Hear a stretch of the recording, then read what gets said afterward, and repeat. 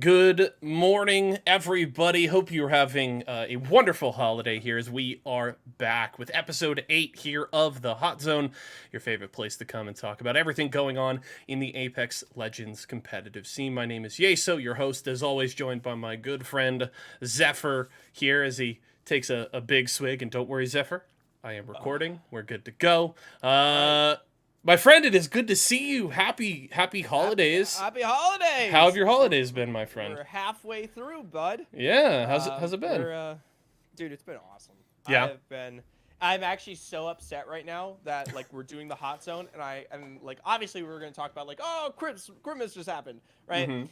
I got an Apex Legends light up like table stand with Okay. all the characters and everything, and it's sitting in the fucking corner of my room. Yeah. And I have not unpacked it, and it plugs into your PC and it lights up. And this would have been the perfect moment to hold it up and be like, look, guys, I'm a Pathfinder fan or something. I'm Which very I'm not. disappointed in you. I'm not. Very Yeah, disappointed in you. How was your Christmas?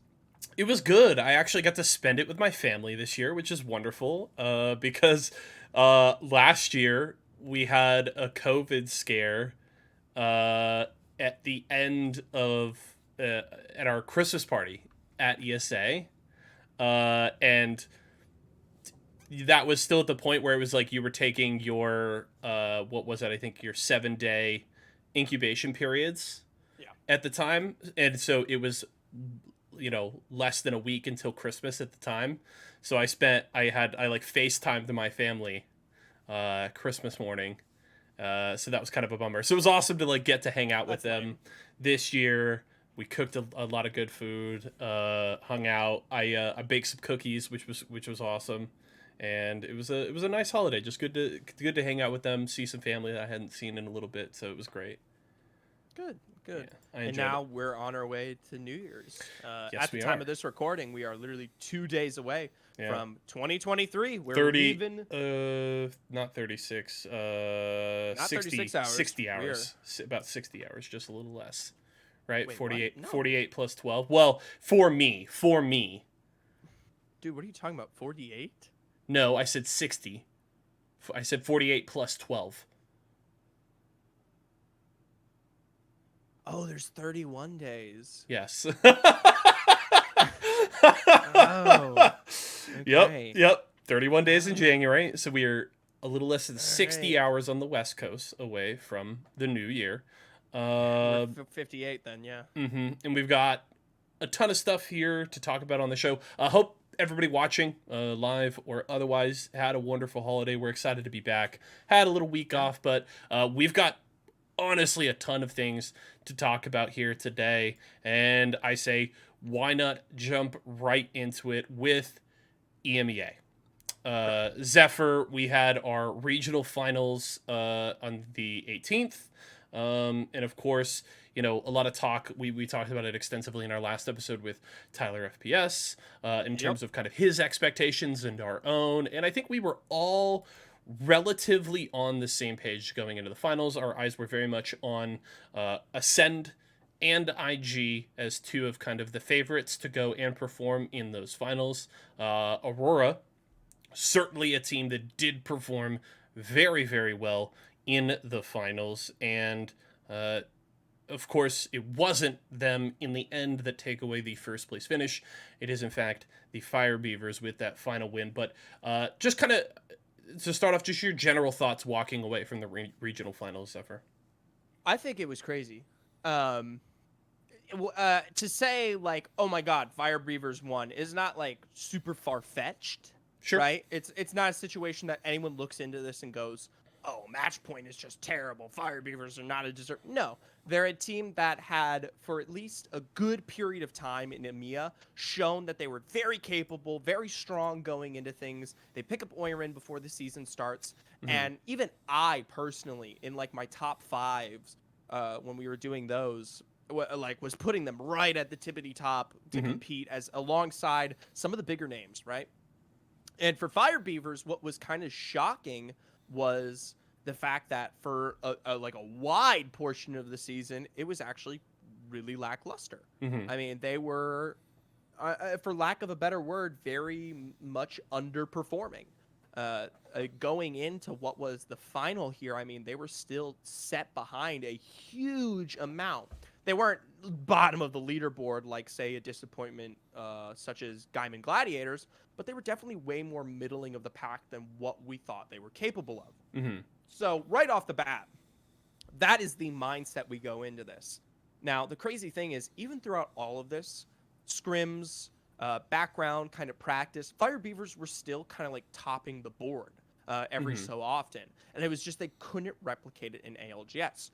So they come in the day of, and they actually don't even qualify for match point immediately, right? They actually call 2 matches after Aurora, who were definitely one of the kind of prized winners to walk away in their own success. And then they pull it off. Round 7, arguably I wouldn't say a fast match point, but definitely one of the more shorter ones.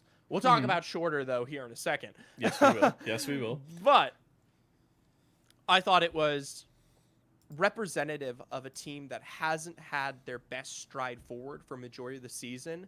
And it actually kind of led me to believe and high praise towards ALGS this season, because we have 2 kind of like finals to look at here for each region. It's Mm-hmm. this match point finals, which I'm very pleased to see Fire Beavers come out on top. But then on the other side of the bracket, you have things like the fact that Fire Beavers technically weren't the most winningest team in the region after all of it, Mm-hmm. which Yeah, I think is very important. yeah, I agree. For me, when I look at Fire Beavers and I look at kind of their split holistically, it just feels like, yeah, I think you make a good point where they were underperforming to expectations through the first 4 to 5 weeks of the season.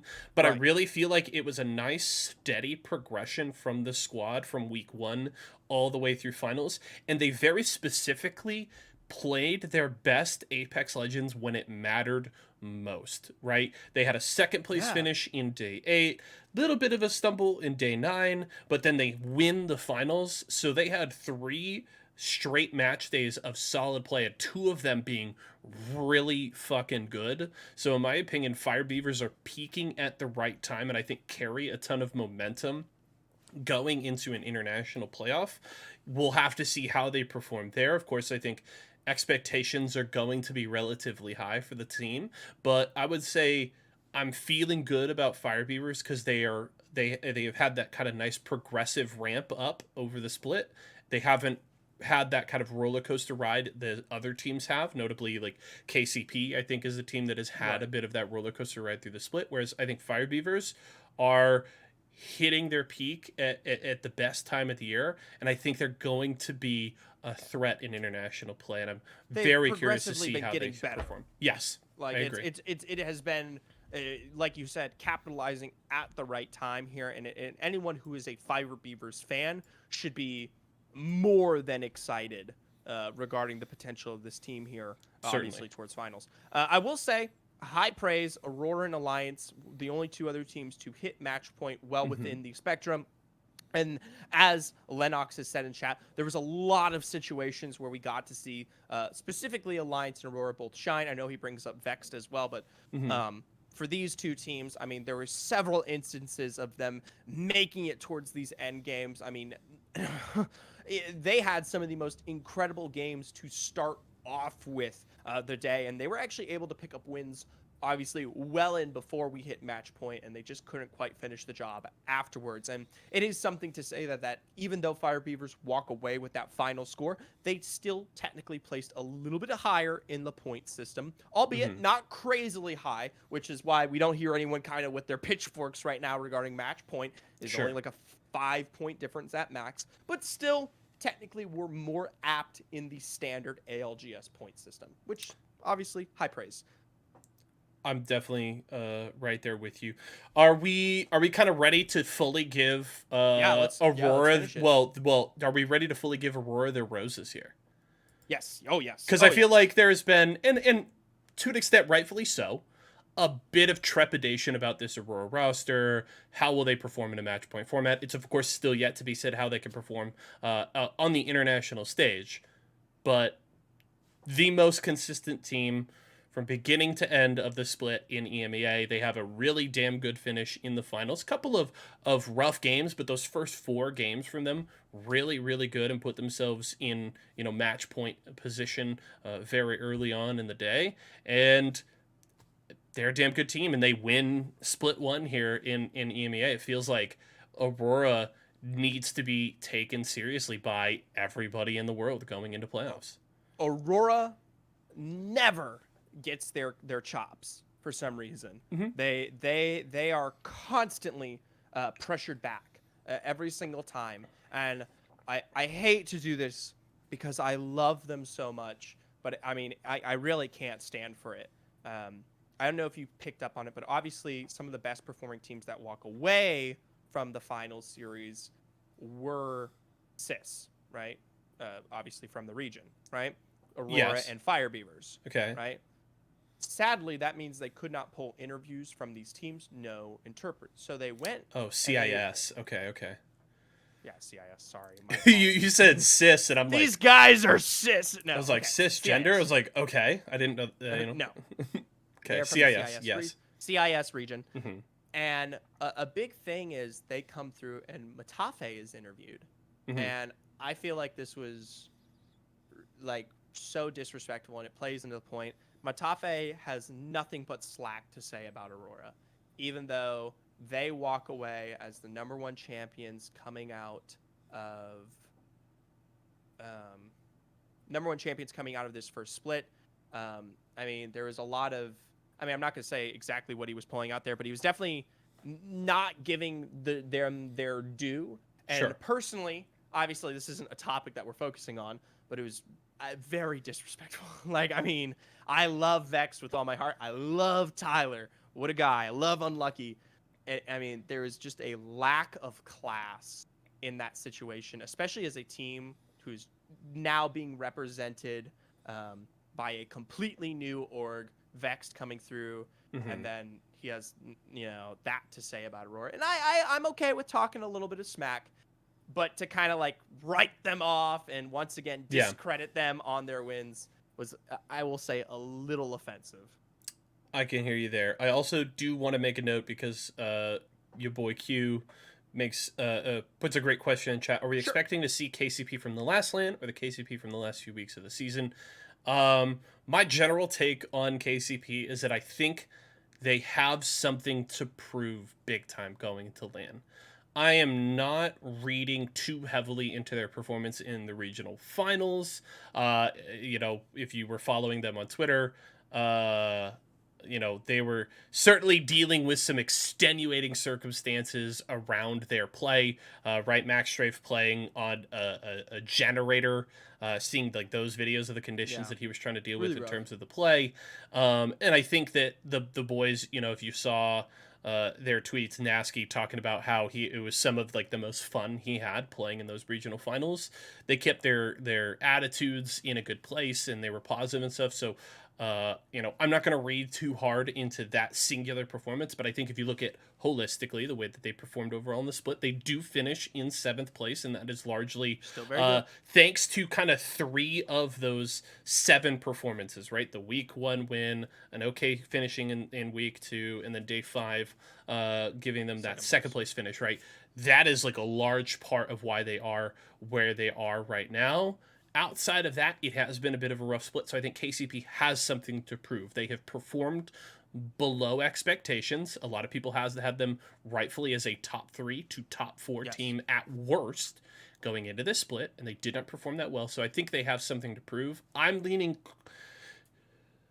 more on the side of, champs KCP that we will see, but not heavily. So I think they have some, they've got to show us some stuff at LAN. It is different, though. I mean, when we talk about champs KCP, it's alongside with Rambo, which is a whole different beast, and I really do think that was a different showing. But I do want to say this. I think between Nasky and Dell, right, and some of the most headstrong, one of the best duos in the EMEA region, and probably one of the most confident entities to exist going into a LAN. I know for a fact when it comes to their attitude and how they approach the game, they recover with such a pace and such good feelings that I can't help but to support them and feel like they will find their success, right? Yeah. And I think that personally is really, really important. Yeah, I could not agree more. For example, and this is not, a specific LAN result that I would read into too much, but Mm-hmm. I got to meet both of them at Rewired Fest. They were playing Oh, right. with Yeah, Verhulst you at were the there. time. Got to talk with both of them. Really, really good dudes, and they do have that. You talk about that attitude, really good positivity and confidence, and they actually kind of laid an egg on day one of that event. They didn't perform well Yes. at all, and then they came out and across 6 games on day 2 put up almost 120 points.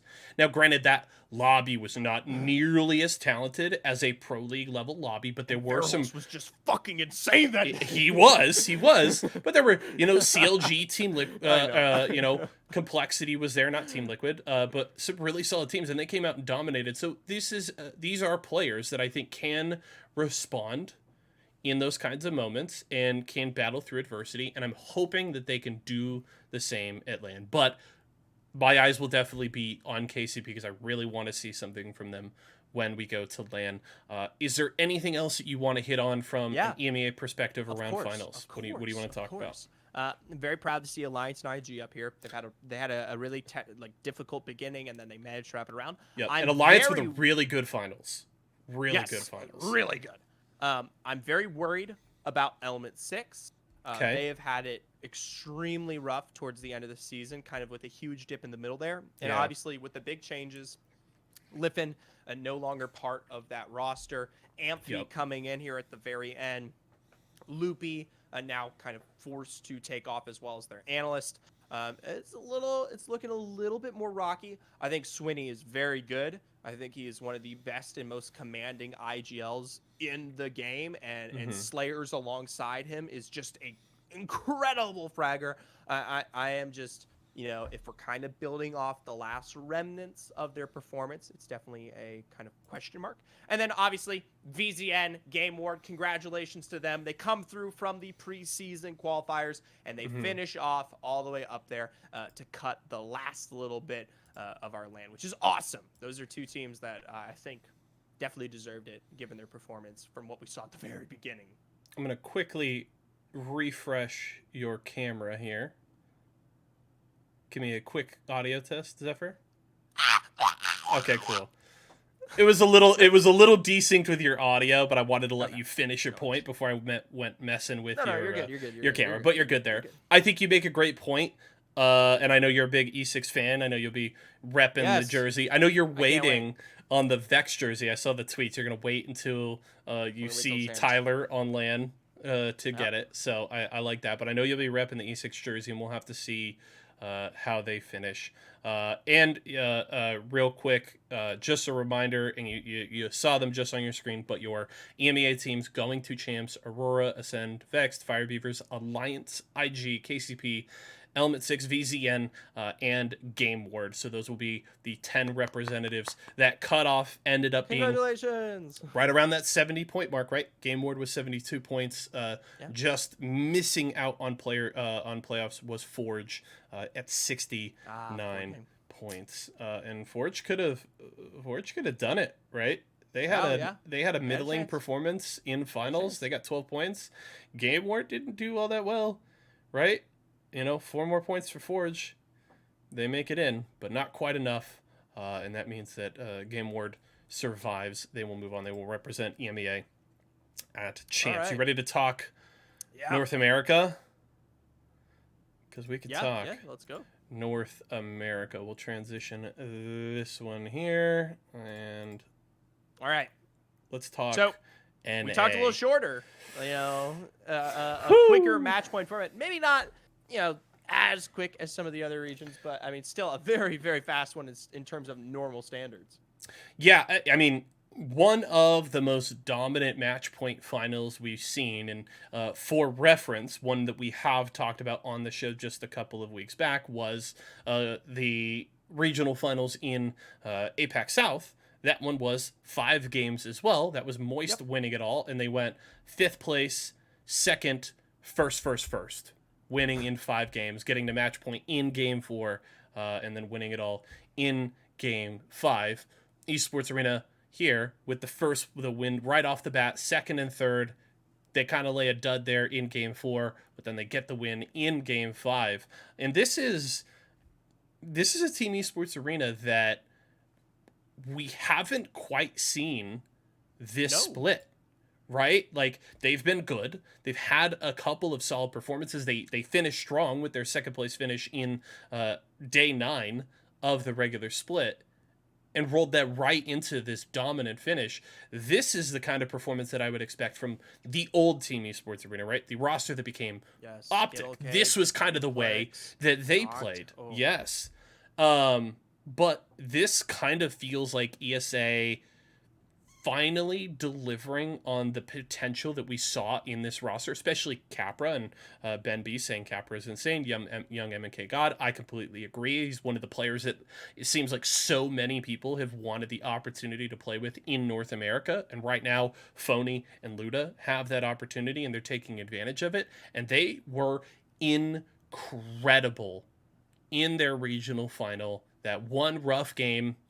Other than that, nothing outside of the top 3. And this team is scary. Now, I'm not going to, you could argue that this is one of the more difficult regional finals to play. And a lot of people talk about the depth of North America and how much talent is here. There is something to be said on that front. I don't know that ESA suddenly now comes in as maybe like a top 5 favorite on LAN. But I think expectations are high from this team, and there's a really incredible potential for them to really do something special, and really for all of these players to really make a name for themselves in international play come playoffs, because they are coming in incredibly hot. And I also think narratively, this is one of the coolest stories to walk away from it across all of our split ones here. I think it is so fun. Now, obviously, we've had this discussion to heaven and hell and back. The fact that Esports Arena has to play through preseason qualifiers at all, right? And they knocked that one out of the park like that, right? Yeah. Obviously, roster changes coming through. Capra, as Ben B has kind of alluded to, one of the youngest pros currently in the scene, I believe at 17 years old. And then after all of that, the squad isn't even, considered a top contender for the majority of the season. We talk about Team Liquid, TSM, the Guard, right? Definitely the dominant trifecta that people looked at for the majority of the season. And then out of nowhere, it's not just a dominant win for them. No one else hits match point. Not a single other team manages to hit match point in the time that ESA finds their win. And I have to say, I mean, that is just a representation of how difficult this region is. Because I look at that standing. For those of you who can't see this on our audio podcast here, Dark Zero right behind them at 44, tied with Optic, Guard at 41, Energy at 39, TSM at 37, and then HEC and XSET at 34, respectively. Personally, that is a very top-heavy scoring of the bracket. ESA is obviously far and above the rest at 73. Yeah. But you have to realize 35 of those points, or my apologies, 22 of those points come from their final game of the day, right? A huge swath of them. So all in all, when we talk about the best of the best in this region, I mean, there was a lot of showing from just about everyone at the tippity top here having one really, really phenomenal performance or great game, respectively, that kind of put them there. The only team that actually seems to be kind of missing, which was a huge shock to basically all of us, oh, my bad. They changed to XSET at this point. Never mind. There they are in eighth. Yes, important to remind everybody that the Team Liquid roster is now playing for XSET. That happened after episode 7, though we had talked about they were going somewhere. They, of course, end up joining XSET there. So, and they do finish in second place overall. I'll bring up the overall North American standing so everybody could see how things finished at the end of the split. That XSET, again, formerly Team Liquid roster, finishing in second behind TSM. TSM winning another North American split here and looking damn good while doing it. People, we've had this conversation before. I think on the show, we've definitely had it multiple times, offline. people love to doubt TSM, and let's be clear, right? I am a classic CLG fan, from my my lolly sports days, Yeah. double lift and Afromu, the rush hour bottom lane. I've been a Bjergsen hater for a long time. Um, I think you are crazy if you try to doubt this team going into a split. This is, I think, 2 times in the last 3 splits that the kind of community consensus has Oh been my God, it's TSM so is washed. stupid. And TSM both times have followed that up with incredible performances across the split and have done really good things in North America. Now, the question still remains: how will they perform on LAN? How can they be that TSM internationally? But you cannot doubt this team domestically. They are No. the best team in North America, bar none. Period. It is That's it. it is crazy that we have to like sit here and say that to even begin with.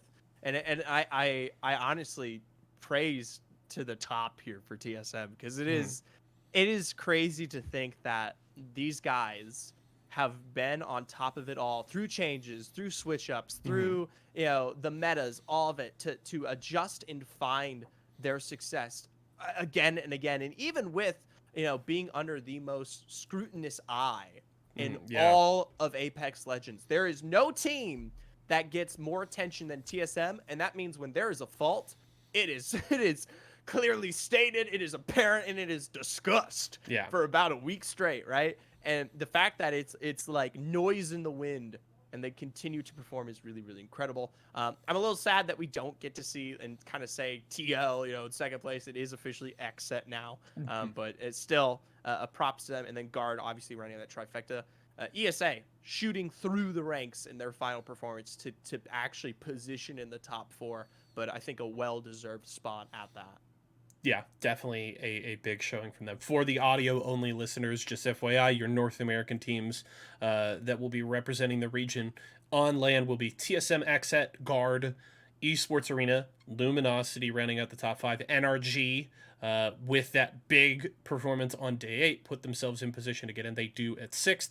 100 Thieves, HEC, which is the former Atlanta Premier roster, which has now joined Oxygen. Important to note, HEC is now a part of Oxygen. now. And then SSG and Dark Zero. Dark Zero. Not just sneaking in there, because it is important to note that the 11th place team Furia actually 9 points back, so a little bit of a gap there. But Dark Zero do get to land again, so we'll see if they can find that international Third magic once again here. I will say, I like it. Ben B brings it up. No Furia, no Optic, no Complexity. Definitely 3 names that I think Furia is an interesting one in itself because they were like really volatile this split. But between specifically Optic and Complexity, with the expectations behind them, really shocked, especially as they kind of fall out of favor here towards the end and miss out on land. Yeah, I think the big storyline around Furia was they did have that really rough start, but they were really fucking good the last 3 days of the split. Second Really place, good. first place, and I think 18 points I think is 4th. Like, they were all of a sudden tearing through NA, and it was just like, oh shit, like are they finally back? And then they absolutely laid an egg in finals. They had a huge opportunity. Dark Zero, even in a second place finish, were in a very dangerous position. And Fury had that huge opportunity and still couldn't get it done. So that is certainly a disappointing finish. It was 2 days without his Watson. Yes, and that is important to be noted. The kind of difficulties that Fury dealt with, certainly that is important context. But I don't think their performances were incredibly BZN rough. started out with 2 players and they made it to land, so no excuse. I think that is important. That is important context, but I don't think it excuses how bad they were performing at the beginning of the his Watson came back. I understand not on the best foot forward and pacing is kind of thrown off, but this extended for a larger majority of the season. And it's more apparent when, say this was just kind of like any other team, maybe we wouldn't be here discussing it. Yeah. And I completely Furia were like coming out of champs, like they were the squad Yep. to be like scared of and watch. And that's kind of why we talk about it. Yeah, and I completely agree with you, Mellowcrit. Latter half was how they should have been playing. I am 100% on board with that. I'm going to refresh you one more time. Boom. Make sure we're good. So there's it stands. Also, one thing I do want to note, I feel like this is also a huge disappointment, and somebody noted it in chat. MPS finishing outside of the top 10. This is a team that was kind of a top contender. They were right up in the mix around that kind of top 6 to top 8 for a majority of the split. Yeah, and I would say surprisingly so, especially with Luda leaving the roster early in the season and the fact that they were able to kind of absorb that blow and continue to play well. But they don't get it done in finals. Another team that had a big opportunity, and that one's a bummer. And I think MPS is going to be a team that's going to be very, very hungry going into the next split. That is largely what we wanted to talk about around the two finals. Anything else you wanted to hit on in terms of North America, Zephyr? Not that I can think of. Obviously, best of luck to all the squads. I mean, that's 20 of the 40 on their way towards the LAN here. The rest coming through from APAC, North, South, and of course South America. And then, I mean, it's exciting. Before we jump into the other things, of like a very, very short topic, I'm just curious to hear it. Between now and the last time we were on the podcast 2 weeks ago, it's been officially announced. We're going to London. Yeah, all year. Dude, we're going to London a lot. Yeah. So, I mean, we know why. I'm aware of why. I don't like it. Yeah, ultimately, like, and I would have even been okay if all of the events this year were outside of North America and they were looking to travel more. Say they do like London, Japan, and, and insert third spot Brazil. here. Yeah, sure, 100%. Yeah, exactly. Right. I would have still been a little bummed because it would have been a bit of a bummer for me. Like, damn, it's gonna be really hard for me to travel out of North America to go to it. But I would have been like, this is awesome though. They're going to all these incredibly passionate fan bases of getting to see them perform. That would have been super cool. But just isolating all of the international Apex Legends competition to a singular city for an entire competitive year is such a loss for the community. I think that is such a bummer. It is a shame. And I think it is a huge miss. And I understand that there would be like monetary reasons why. I get that. Sure. I mean, that is the reason why. Yeah, like I get it. It's still a huge L. Also, if anybody is like trying to dunk on like the venue that they're choosing for playoffs, don't. I saw a professional player who shall remain nameless put out a tweet, which it was like a picture of the setup at PNC Arena for champs of last year with all the bells and whistles, and then just like a blank picture of the venue.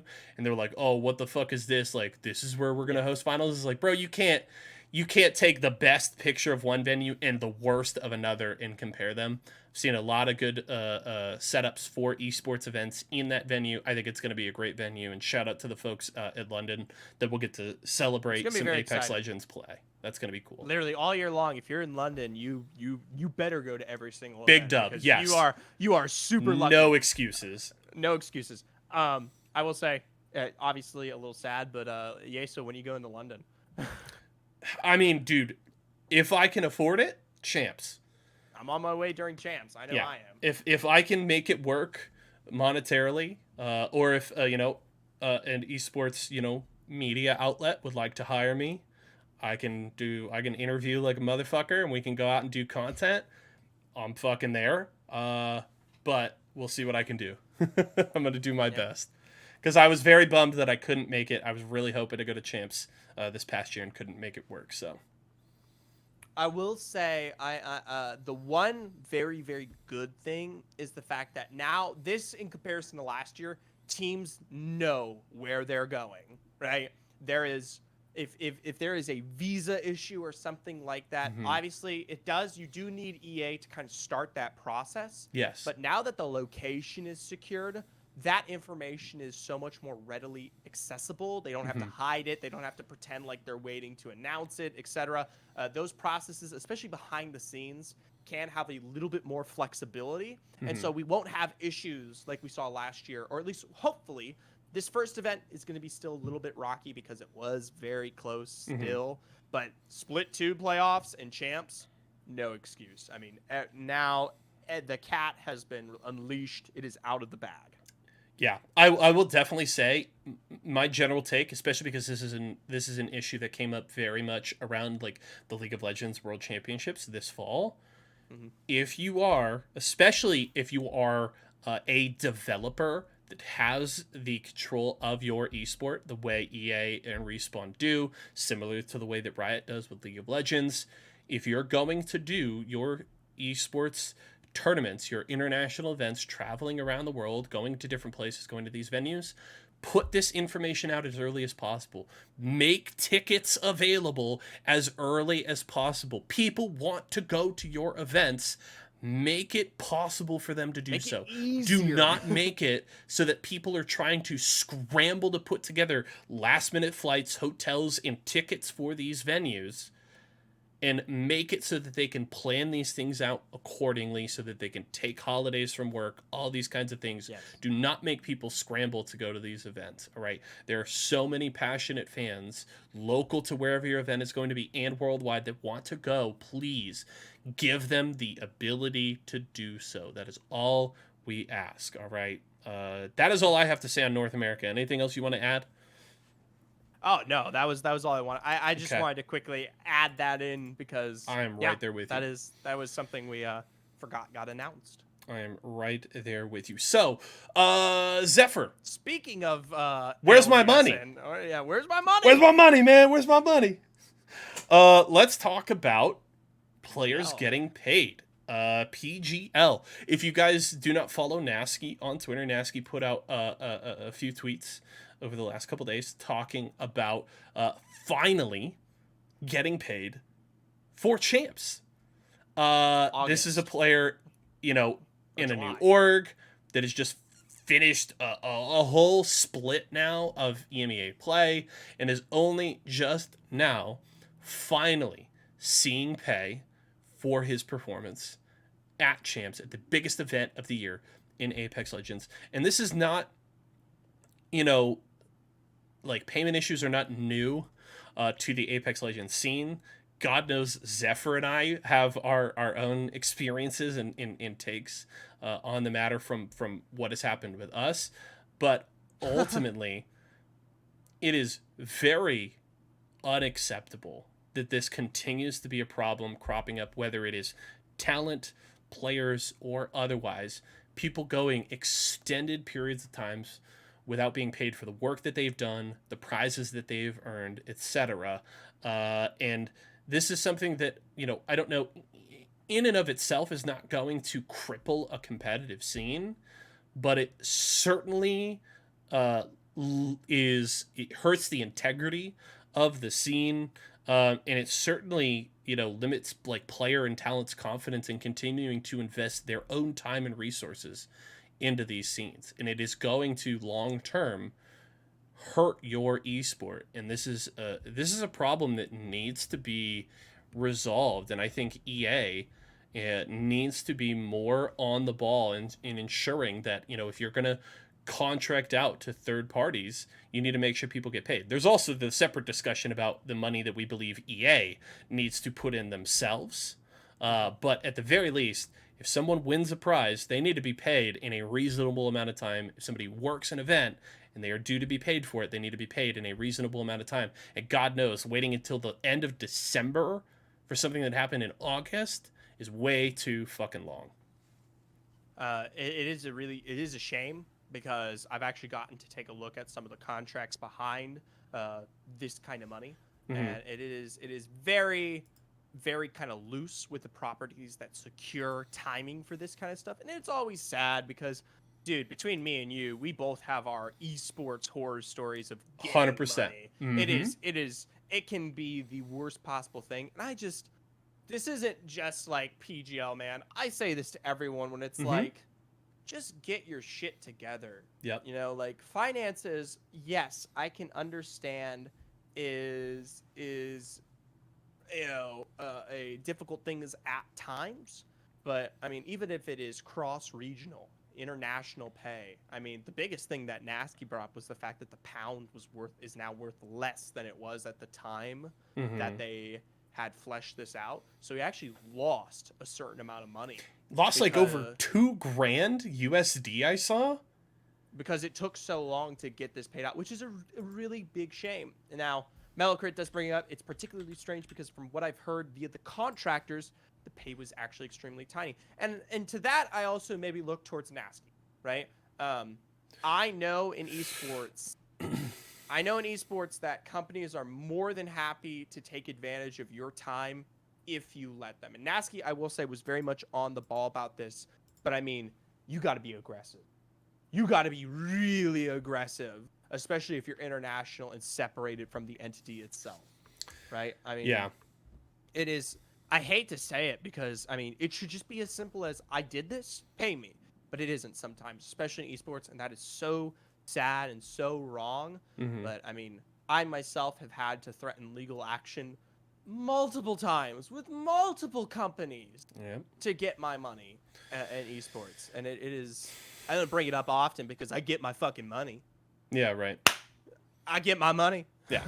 End of the day, you ain't gonna skip Zephyr no time, no soon.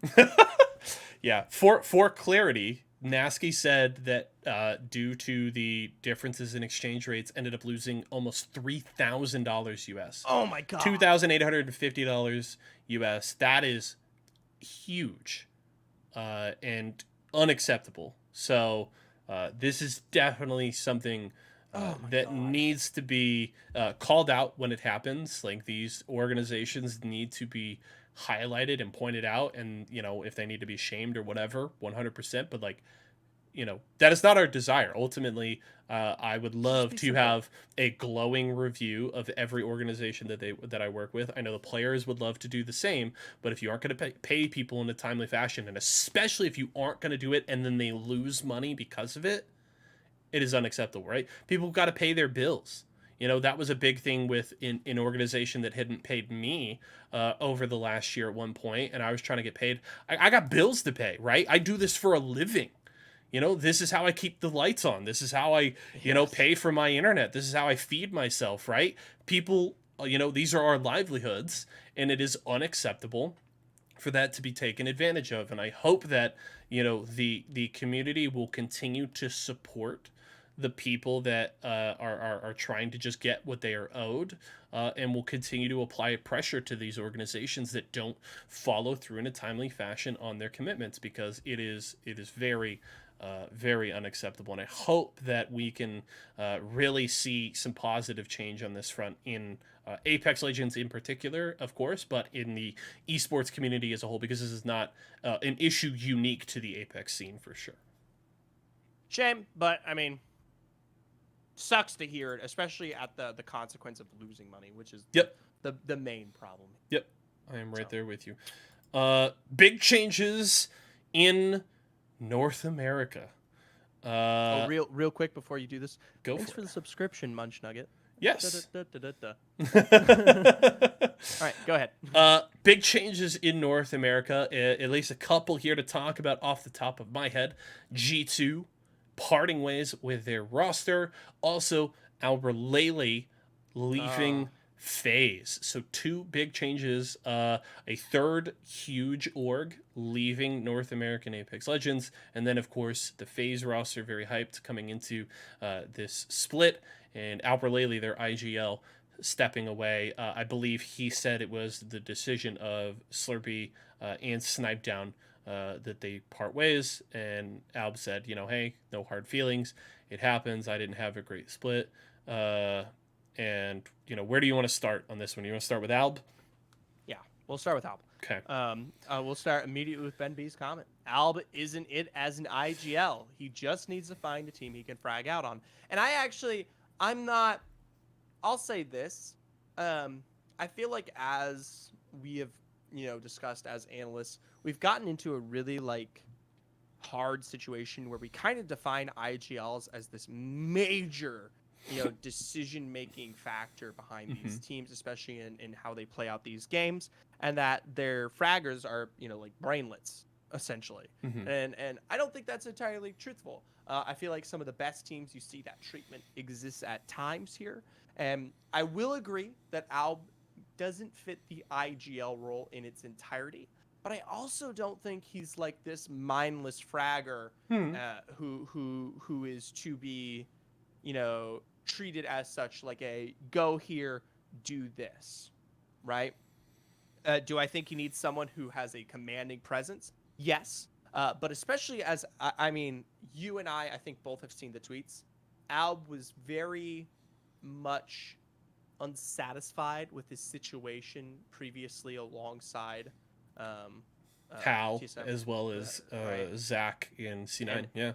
And kind of feeling obviously maybe like he wasn't being treated like he had anything to say. Or I'll say this with Hal: the dude commands respect and presence, and he will let you know, right? And especially when it comes to your ideas and I mean, I can totally see where Alba's coming from in terms of that feeling. And I definitely have seen other teams. I've seen other teams where there is a level of more cohesion among frag, IGL, and just general processes.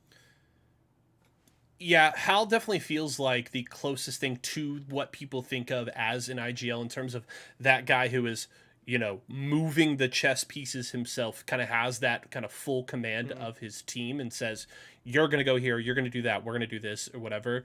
And Alb has expressed before that he has ideas and wants to have kind of a little more command, wanted to IGL, right? This wasn't something that Alb got pushed into. This was something that Alb wanted to do himself, wanted to IGL, wanted to have that kind of command. I think there are really two paths here for Alb. Alb either needs to, and I'm not necessarily saying he can't IGL, but Alb either needs to accept that maybe IGL isn't a good fit for him and just shift into more of like, hey, I need to find somebody that I have a lot of confidence in, turn my brain off, to an extent, right? It just be that fragger, right? And embrace that role and be like, I'm gonna play with somebody that I trust to IGL, and I'm just gonna fill that fragger role, and we're gonna go from there.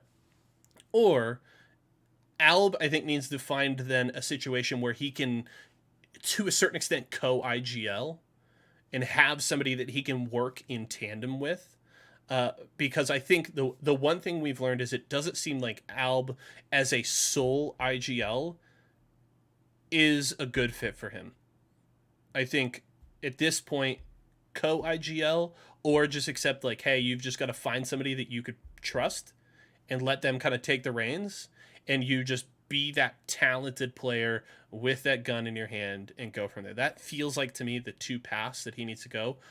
I don't know what's going to happen. It's going to depend on who's available, where he's at on the whole situation, and what happens. But it kind of seems like those are the options for him at this point.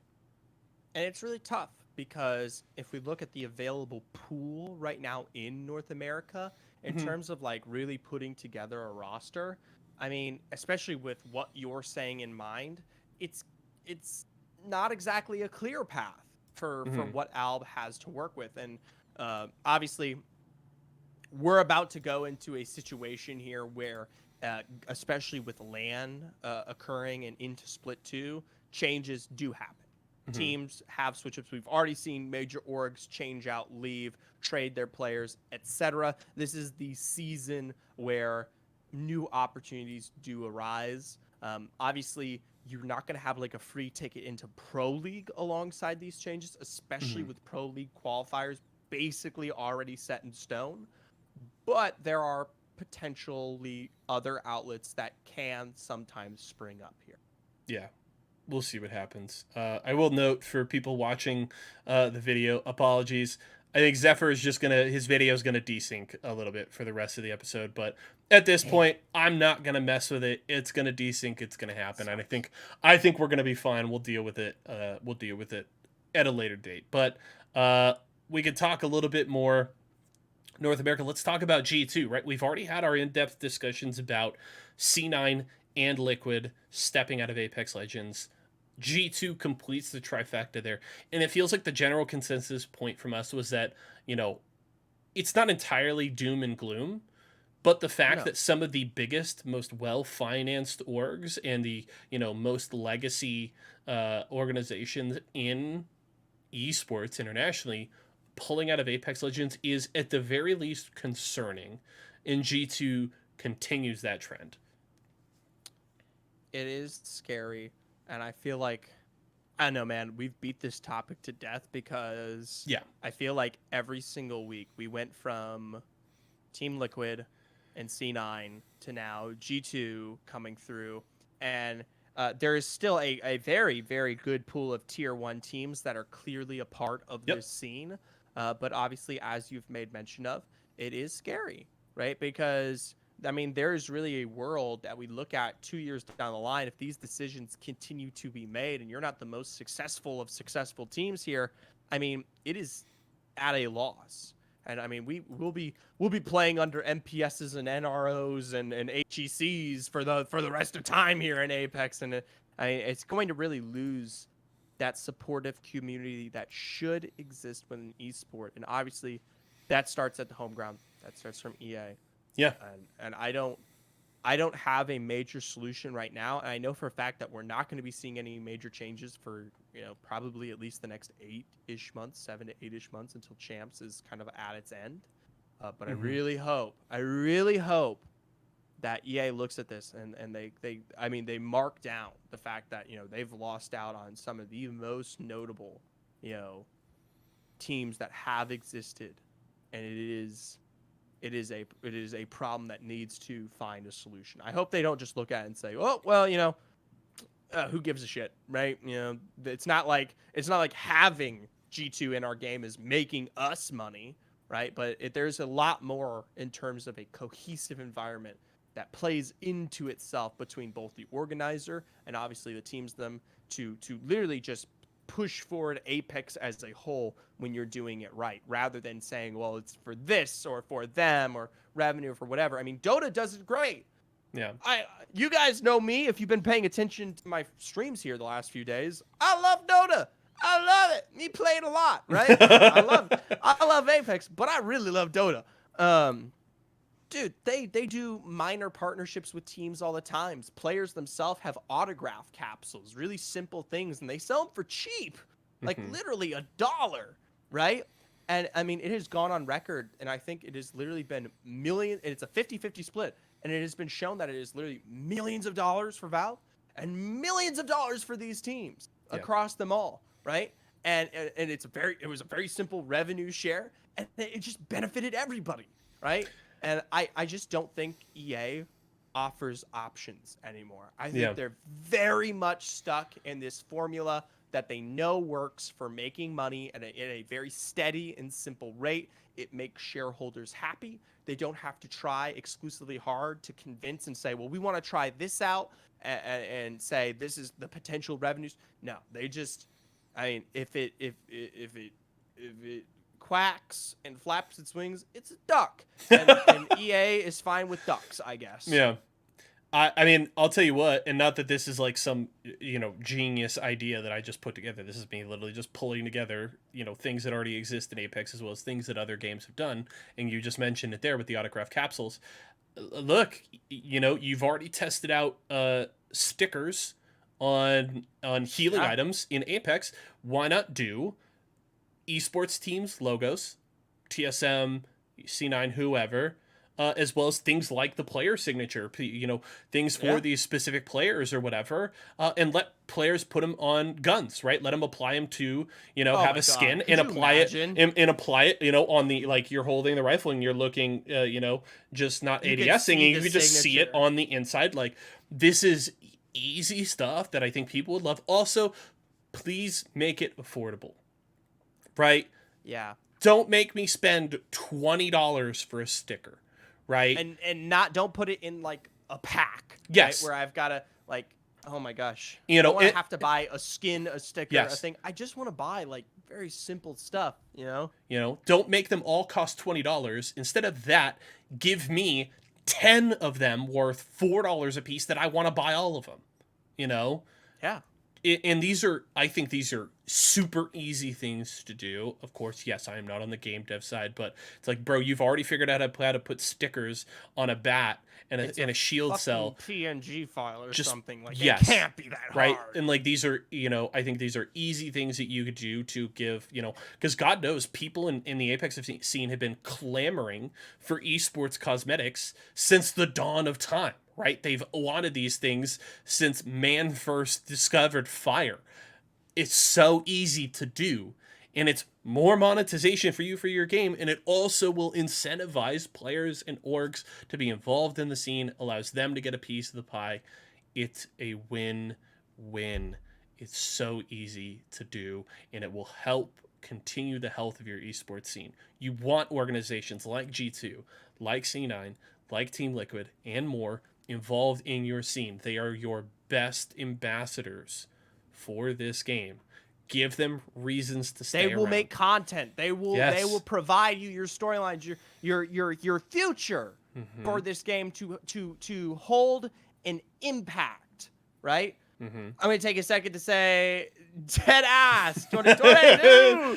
Woo! Thank you for the gifted subs. I appreciate it. It's been a while since someone's been gifting subs to channel. I consider it a nice Christmas gift, though. I couldn't be more than happy, and especially with everything we have planned for this upcoming year. Yes. That is so sweet. One last thing to say about the whole like money and the fact that obviously, we want to see some bigger changes and for support for these teams. The biggest mistake that I think Apex ever did was being so sure about separating the esport from its main game and its main anything. The fact that I have to go out of my way to truly understand where these tournaments are taking place, how these rule sets are formed, who's competing in them. It's on a third-party website on Liquipedia, and it's a separate Twitter account on Play Apex Esports, and even literally, I mean, you go look at League of Legends, r/League of Legends, right? That is both for comp players and both for your Reddit. Apex literally has two separate Reddit communities because the two player bases have been separated for so long, and Apex has forced this divide by not really outwardly supporting it. Yeah. That at this current point, I mean, we have two separate Reddits. It's comp Reddit and for regular Reddit. I mean, it is like two different worlds that exist. And so whenever we talk about like esports, for some reason, I truly think EA really looks at them as two separate communities when for some reason, I don't know why, they should be one. And it is them who have created this divide. And then they sit here now and they look at this divide and say, well, our money comes from our casual player base. Why do we want to make esports related content when it's only focusing on this little group right here? And that's a very valid point, but you have to realize the source of that problem came from you. You at the start, you separated these two communities by not providing an outlet for them to be discovered, for you to promote something like ALGS. Why isn't that in the main game? Why isn't there a thing at the top of the screen? Why can't I click on the ALGS and learn about the games and learn about the points and scores? It makes no fucking sense. Yeah. None. There should be, I mean, every time ALGS is live, there should be a notification on the main menu of Apex Legends that says ALGS with the little live thing with the red dot. And you should be able to click on that, and it either immediately links you out to the Twitch, or it even can open the broadcast in the client. Would be amazing. That's something Dota that does it. League of Legends has done. These companies do it. Yeah.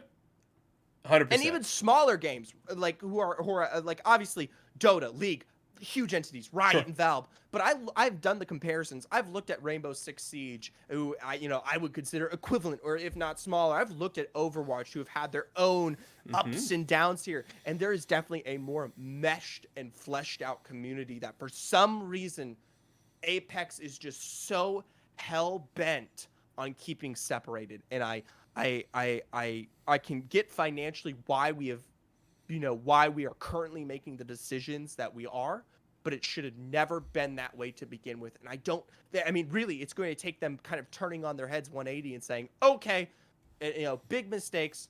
This is what we do now. We'll see. I hope that they do not, cripple the esports scene. Because that's really like Apex isn't going to die because of a lack of fan support. That's for sure. No. The passion is there from the players and from the viewers. It's not going to die on that front. So we'll have to see how things shake up. Last topic before we go to Q&A, just a reminder, as always, if you guys have questions, things you want us to discuss, start dropping them in the chat now. We'll hit those soon. Zephyr, we've got some leaks about some big changes on the Legend front, some meta shifts in the game, classes getting some big changes. Talk to me about that. Okay, so like right off the bat here, season 16 is probably the like largest meta change that we are going to see in Apex for a while here. It's as big as it's bigger than when Evos were dropped and when we saw the classes split once more and yada yada yada. And obviously we only have this much content to work with right now. Obviously some very small leaks, but the two biggest things we are seeing some slight legend changes, and then we are also seeing an overall class revamp here. Now, I'll start with class revamp because I think that's very important. Right now, classes are unbalanced and kind of feel a little meaningless. You have your assault, your recon, your support, and defense class, right? Your 4 classes. And even the ones who are well within these classes don't really adhere to any standard, and recon is currently overbalanced because they have a very definite passive, being the beacon scan ability, that makes them so important to have on a team. So now apparently we're getting, as it currently is stated in some of these leaks, assault, skirmisher, control, support, and recon. These are the 5 classes. And while the current setup for the individual 5 classes isn't currently defined yet, I mean, it is giving each of these champs a little bit of the extra passive oomph to maybe hopefully change meta decisions and kind of break away from the, I guess, kind of rut we've gotten ourselves into. Recon is the same with beacon scannings. Support apparently is blue bin, which is health-based items. Assault is apparently red bins, which is attachments and weaponry, etc. Control is something that I don't know yet, and skirmisher is something I don't know yet. But it is the current direction we're heading in, as it stands, with the class-based changes. I like it. I'm going to pose a question to you here, Zephyr. Sure. Would you like to see them get rid of beacon scans? No. No. No. I think beacon scans are great. Okay. Do I like the RNG of where the beacon scan spawns? That's a question for a different day.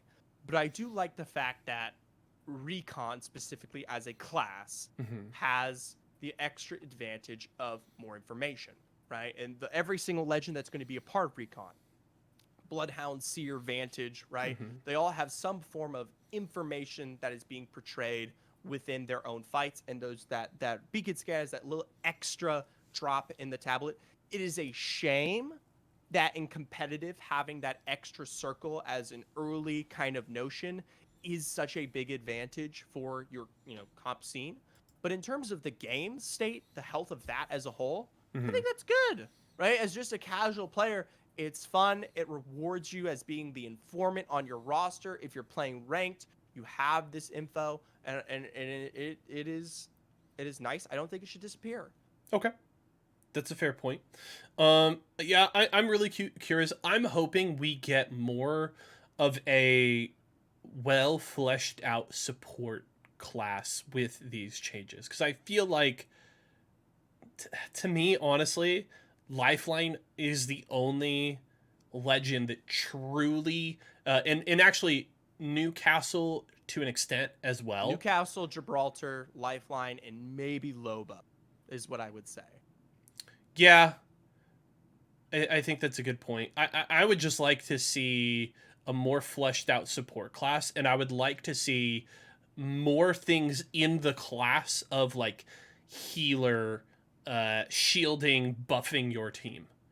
Right? I feel like It it's would pretty be, clear. Like Gibraltar and Newcastle are very much just like, hey, we can lay down some sort of shield, some sort of safety for you to mhm. get a res, get off a bat, or whatever. Loba provides the loot. And there's no legend really in the game provides anything close to what Lifeline does in terms of like the team Healing. sustain, healing. I would love to see, if they don't give it to Lifeline, because of course the thing that I've talked about, and I don't know that this is necessarily like a unique idea to me, but like I wanted to see Lifeline's ultimate not be the care package, but more like you throw out an empowered version of your bot that gives your team like a place to play around, where maybe you get bonus damage, or you get maybe a lower version of the healing over time you get from her normal tactical, something like that. If you aren't going to give it to Lifeline, give me something like that in a new legend in the support class, where it's like, hey, I can create this space that doesn't necessarily have cover, but is like, if we could control this position, we're empowered in some kind of fashion. I would like them to do something like that. And I hope, I know all the Pathfinder mains will be praying that this change, Pathfinder finally gets the love that they have been hoping for him for a while. But I'm very curious to get more information about these legend changes. And of course, when you see things like, control, I can imagine that class, that may be what Gibby is kind of pushed into in terms of like playing around his bubble and things like that. Of course, Rampart makes a lot of sense in there in terms of throwing down her walls. But I'm very curious to see how they flesh out these classes more and help these legends truly embrace those kinds of play styles. Because I think this Uh, is not going to come with just like oh yeah, we're just classifying these legends here. I think they're going to be some no, it's like a overall buff. changes that we're going to see. Yeah, and I'm curious to see what those look like. I will say we are going to be seeing changes. I think Pathfinder has been hinted at due to the fact that now Recon is like hyper defined and all these other classes. It is time that he gets finally his rework. Yep. I've heard slightly. Ballistic is going to be obviously a new legend to come in here. I've heard some inklings of some other stuff, but nothing is really too hot off the press. Mm-hmm. With Seer's Heirloom expected to hit live on January 10th, uh, Mm-hmm. it is expected that when we hit season 16, obviously a few weeks later, and the heirloom has had its time to kind of flesh its way out. It is, I mean, it's no surprise to anyone to say that the pattern is usually heirloom or champion really strong or champion buffed. Heirloom is dropped out. People buy heirloom, and then the nerfs come through. This Yep. is something that took place with Valkyrie and many other legends prior to this. And so we also know that the meta that we currently see with Seer that has been here for so long will be disrupted. So obviously, I mean, season 16, I mean, it's going to be me and a ton of other people basically relearning the game. I'm looking forward to. It's going to be a lot easier for me to pull Zephyr away from Dota with big meta changes. Maybe. Maybe I'm keeping my fingers I played crossed. Apex all this morning, so Hell yeah, you love to hear it. Let's jump into Q&A, and we already got a few in here. Shout out to Ben B with a couple of questions. First one, this is something I've seen spoken about on Twitter recently, however, as a viewer and a caster. What are your favorite end zones on both World's Edge and Stormpoint? Do you want me to go first? I know mine. yes. World's Edge, Thermal Station. 100%. Thermal Station, especially when it's either Thermal Station proper or it pulls the north side Thermal Station. You'll notice that this is a trend with both of my pick on both maps. I very much just like very dynamic end zones with a lot of verticality. I think it makes that very interesting. I love the play around like center Thermal Station as well as those cliffs up to the north side of Thermal. I think those are just that is a very dynamic POI that allows for a lot of interesting play around there. For Stormpoint, it's Northpad. And Northpad has that similar, again, it's got that kind of interesting central verticality, the play around all of the strips going out into the water on the north side of the map. I just think these are two very dynamic and interesting POIs for end zones, and they're very fun playing around that. I see Zephyr shaking his head, but Those are two basic bitch end zones. I just think they're so much fun, man. So I love thermal so much. If I could put those on a list, those would be closer to the bottom. Oh, First of all, I'm sick of seeing whatever. thermal station, dude. Whatever. I've casted thermal station so many times. I think my mind's gonna explode. And north pad's not as bad, but I definitely don't think it. So clearly, you can tell I like rare end zones. I like end zones I don't get to see very often. For World's Edge, that means your domes and your sky hooks right out there. I think those are really, really fun.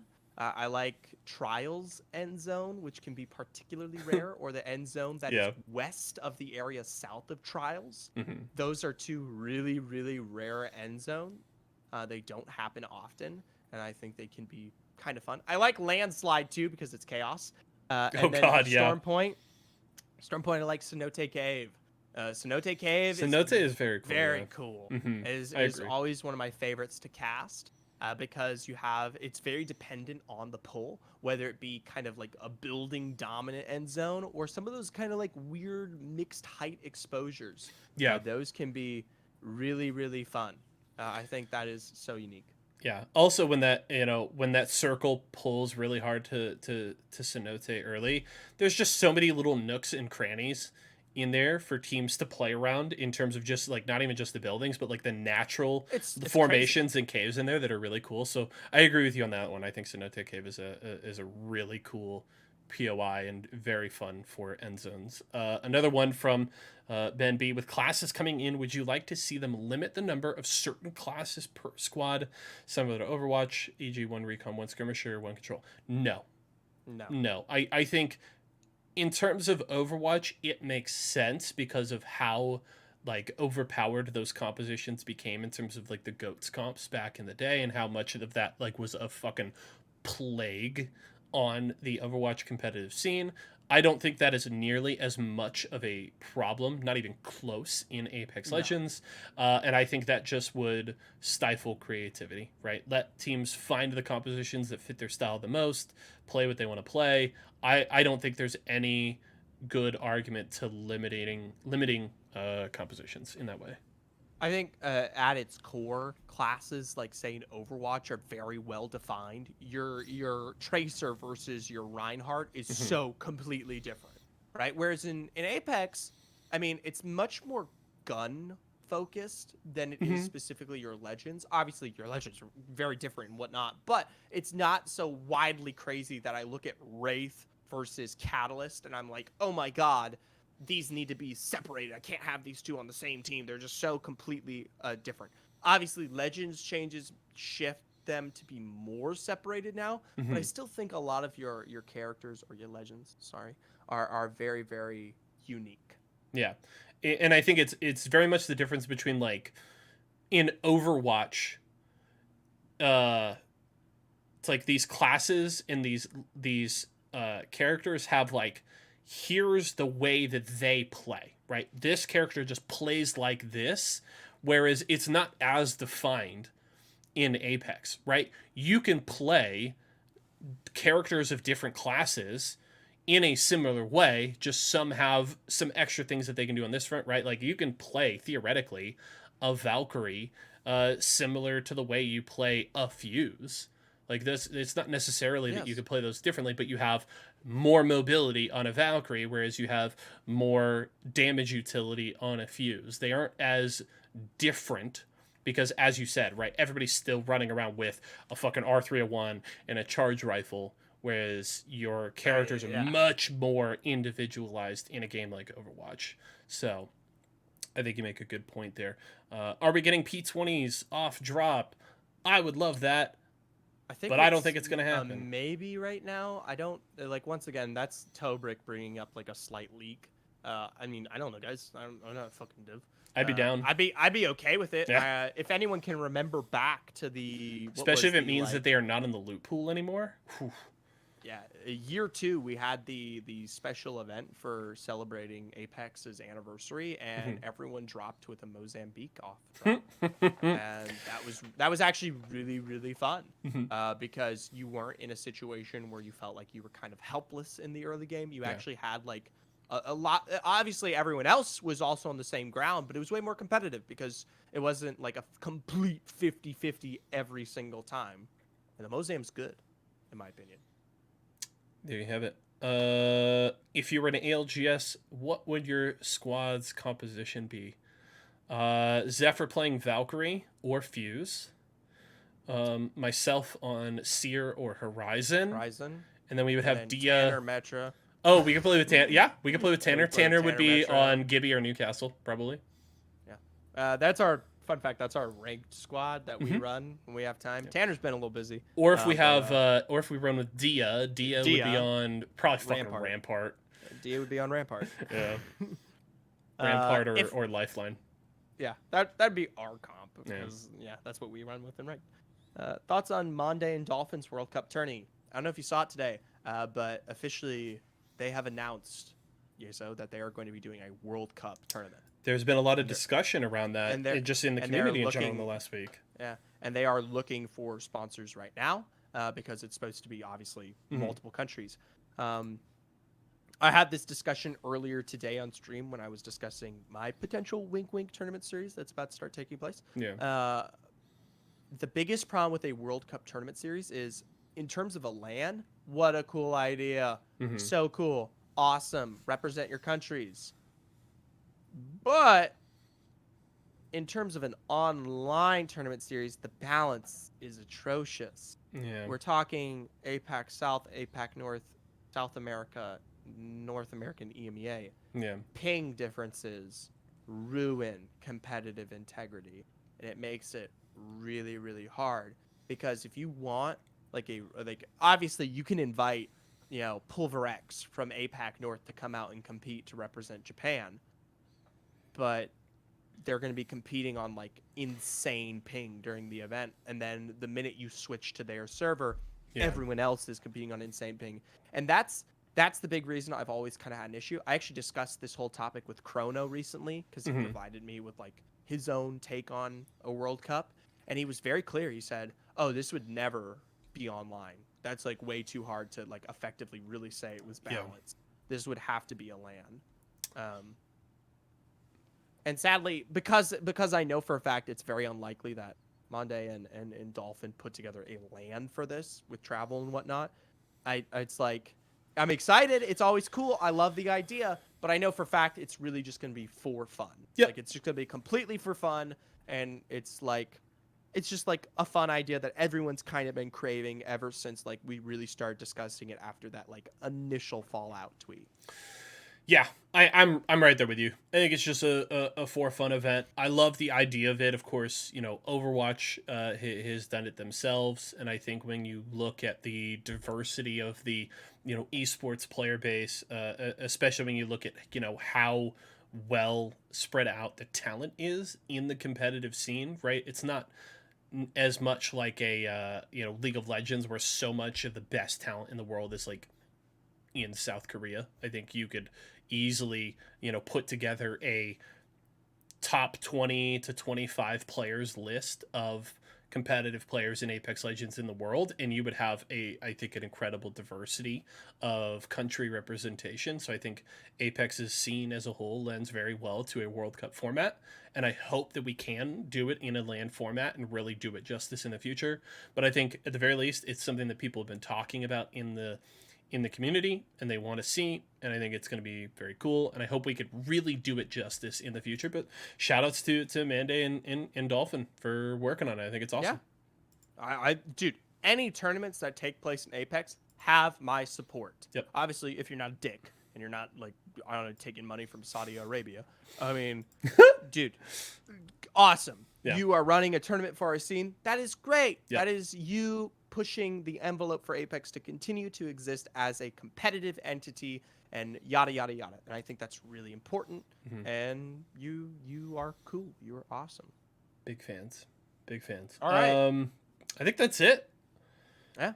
Good episode, Zephyr. Good to be back with you. Little teaser for next week. We have a guest planned to come and join us next Thursday.